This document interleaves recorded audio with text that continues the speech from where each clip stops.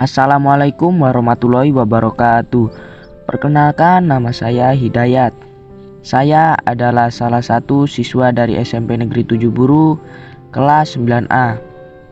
Di sini saya akan membacakan cerpen yang berjudul Pelangi Sehabis Hujan, karya Faumasi. Gemuruh ombak sayup-sayup terdengar memecah keheningan, membuat suasana malam itu terasa semakin dingin. Eta yang pada saat itu masih berusia 5 tahun tampak sedang berbaring sembari menatap remang-remang cahaya yang menyusup melalui celah pintu kamarnya. Tak lama kemudian terdengar suara keributan dari ruang tamu. "Sekarang kamu harus memilih, aku atau dia," ujar Bu Marta sambil menunjuk perempuan itu. "Aku memilih dia," ujar Pak An sambil menunjuk wanita tersebut. "Baiklah, jika kamu memilih wanita ini, maka aku akan pergi bersama anak-anak," ujar Bu Marta lagi. Ia terdiam dan hanya bisa mendengarkan pembicaraan kedua orang tuanya. Ia tak mampu melakukan apa-apa pada saat itu, mengingat usianya yang masih sangat kecil. Pertengkaran kedua orang tuanya merupakan hal yang paling dia benci. Entah mengapa mereka selalu bertengkar. Ini bukan pertengkaran yang pertama. Ada rasa kesedihan yang mendalam dalam hatinya. Ia tak bisa melakukan apapun selain melihat segala yang terjadi dengan keluarganya dan menyimpan kesedihan itu dalam hatinya. Beberapa saat kemudian, "Eta, ayo ikut mama. Kita pergi, nak," ujar Bu Marta sambil membangunkan Eta dari tempat tidur. Eta pun segera bangkit dan menggandeng tangan ibunya.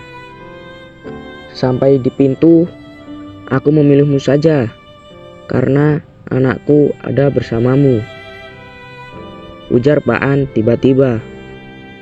Bu Marta pun terdiam sesaat dan kemudian berkata, "Baiklah, jika kau memilihku, maka wanita ini harus pergi dari sini." Pertengkaran pun akhirnya mereda. Malam pun kembali sunyi. Eta pun kembali ke tempat tidur dan terlelap. Peristiwa ini bukan yang pertama kali terjadi dalam keluarganya. Beberapa waktu lalu, hal seperti ini juga pernah terjadi. Entah sejak kapan Pak An yang pada awalnya sangat mencintai Bu Marta berpaling mengkhianatinya saat ini.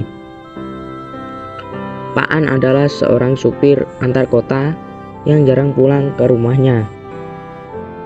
Dalam pekerjaannya, ia bertemu dengan banyak klien yang diantaranya adalah wanita-wanita penggoda. Para wanita tersebut sering memberikan barang-barang kepada Pak An. Pak An pun selalu berusaha menutupi kesalahannya. Dan anehnya, Bu Marta selalu berhasil mengungkapkannya.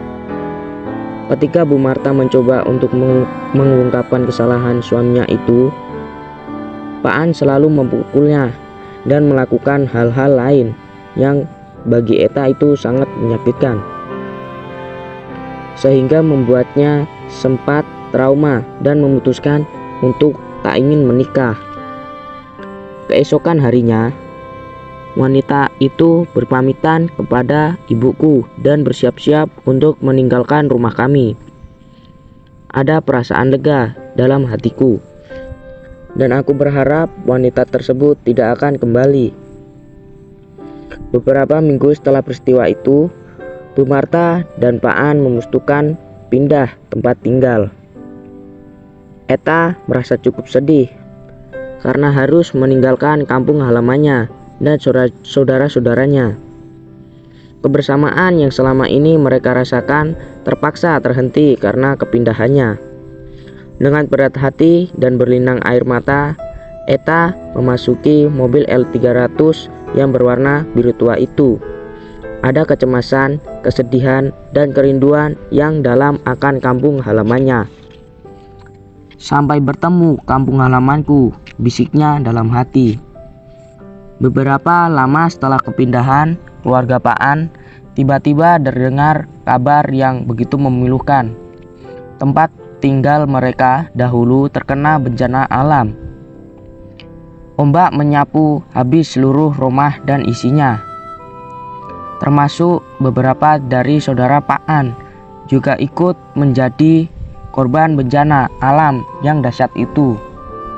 Beberapa tahun setelah peristiwa itu, Eta pun menyadari bahwa kalau bukan Tuhan yang berencana memindahkan mereka, maka mungkin mereka akan menjadi salah satu korban peristiwa tersebut. Sekian cerpen dari saya. Apabila ada salah kata ataupun hal-hal yang kurang berkenan, saya mohon maaf. Saya akhiri. Wassalamualaikum warahmatullahi wabarakatuh.